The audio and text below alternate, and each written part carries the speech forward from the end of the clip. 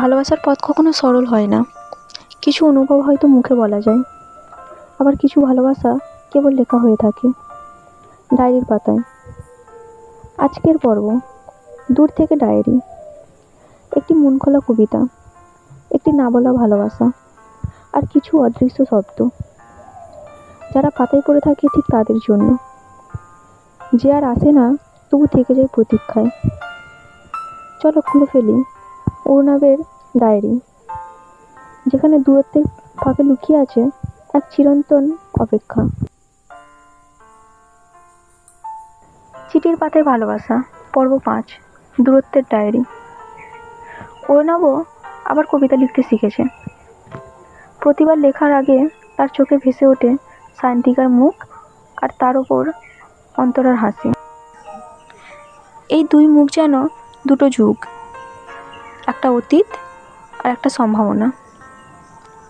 অন্তরা এখন আর কেবল একজন পাঠিকা নয়, সে হয়ে উঠেছে অরুণাবের দিনের অপেক্ষা, রাতের স্বস্তি। তবু তাদের মধ্যে একটা অদৃশ্য দেয়াল আছে, নাম তার দূরত্ব। অন্তরা,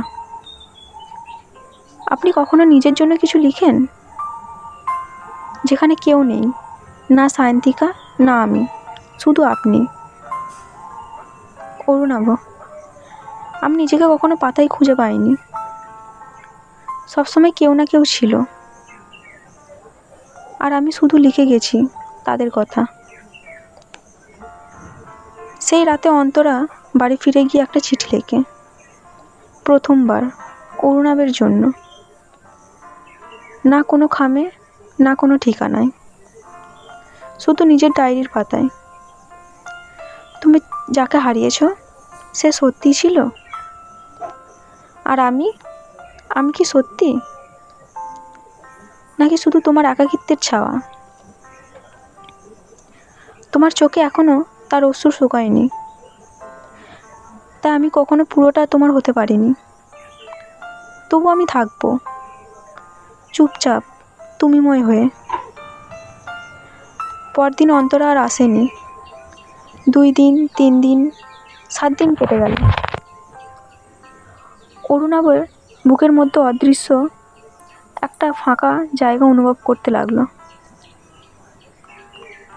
তাকে আর কেউ এসে জিজ্ঞেস করে না, আজ কোনো কবিতা লিখেছেন? অরুণাব, তুমি কি দূরে চলে গেলে? আমার কাছেই ছিলে, অথচ আমি বুঝিনি। অরুণাবও এবার নিজের একটা চিঠি লেখে, প্রথমবার, কাউকে ফিরে পাওয়ার আশাই নয়, শুধু নিজের জন্য। নিজেকে লেখে, নিজেকে পড়ে, নিজের মধ্যেই সে খুঁজে পায় এক নতুন অরুণাব। ভালোবাসা মানে প্রাপ্তি নয়, ভালোবাসা মানে কাউকে নিজের অনুভব দিয়ে সম্মান জানানো।